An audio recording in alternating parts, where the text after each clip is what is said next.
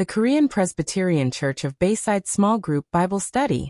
By Reverend David Lee. Lesson number 189. My soul is like a weaned child. Psalm 131 verses 1 to 8. A song of ascents. Of David. O Lord, my heart is not lifted up.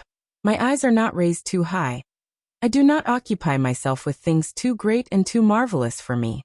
But I have calmed and quieted my soul, like a weaned child with its mother. Like a weaned child is my soul within me. O Israel, hope in the Lord from this time forth and forevermore. In today's text, how did David express his situation? What do you think this teaches us? Today's text, a Psalm of David, was used by the people of Israel as a song of ascents when going up to the temple. In this brief passage, David shares his experience with God and describes the kind of life one should lead. This psalm is a crucial testament, encapsulating David's life and his witness to God. David was the pride of Israel. He was the eighth son of an ordinary family. His first job was caring for a small flock of sheep. One day, on an errand for his father, he went to the battlefield. There he saw Goliath, who was mocking Israel. Then, David defeated the giant in the name of the Lord.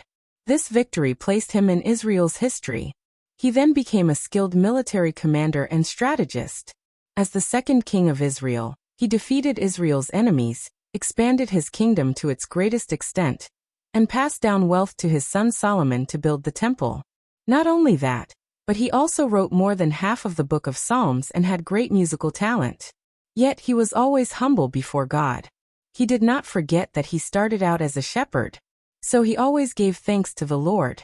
He also consistently repented for his disobedience to God. As a result, the Lord never forgot David.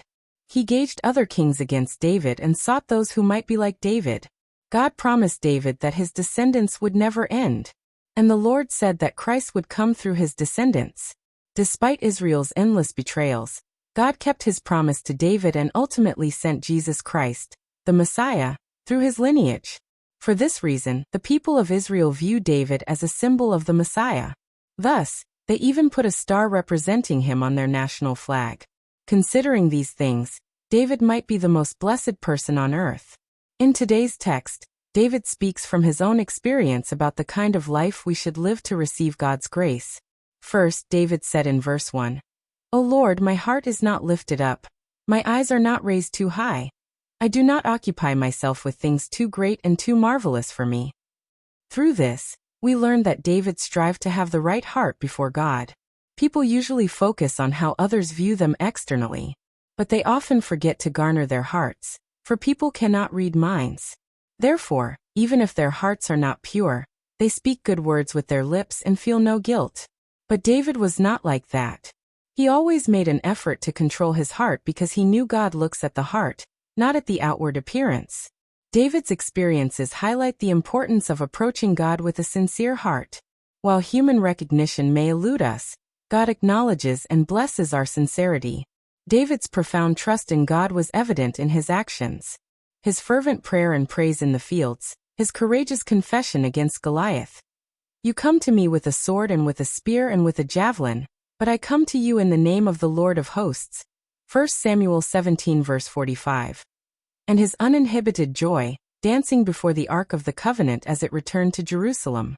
Although David was criticized by his wife Michal for his candidness, his sincerity moved God's heart. David's humility is captured in Psalm 131 verse 1, which states, O Lord, my heart is not lifted up. My eyes are not raised too high. I do not occupy myself with things too great and too marvelous for me.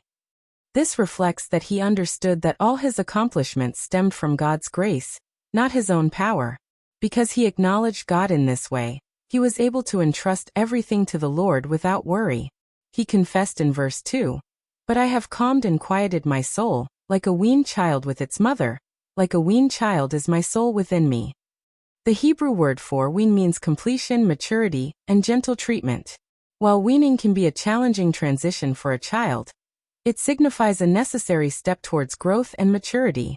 Though separated from the immediate comfort of his mother's breast, a weaned child still finds profound peace and security in her embrace. David uses this powerful imagery to convey his constant longing for God's presence, and his habit of seeking refuge in God's embrace during difficulties. He consistently inquired of God before going to battle, persisting until he received affirmation. His trust in the Lord led to numerous victories and national expansion.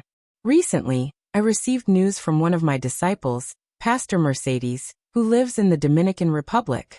The church he serves no longer had a place to worship, and was going through immense difficulty. He could not see a way through this.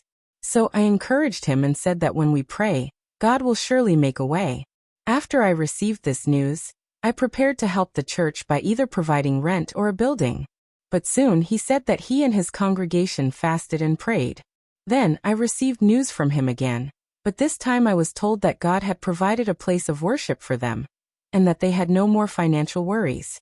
Dear church, hearing this news reaffirmed that God answers our prayers. For this reason, we must have hope in the Lord, as exhorted in verse 3 of today's passage. The Lord is our hope. Perhaps we might feel like a weaned child. We might feel abandoned or neglected by God. But may we remember that God has not abandoned us.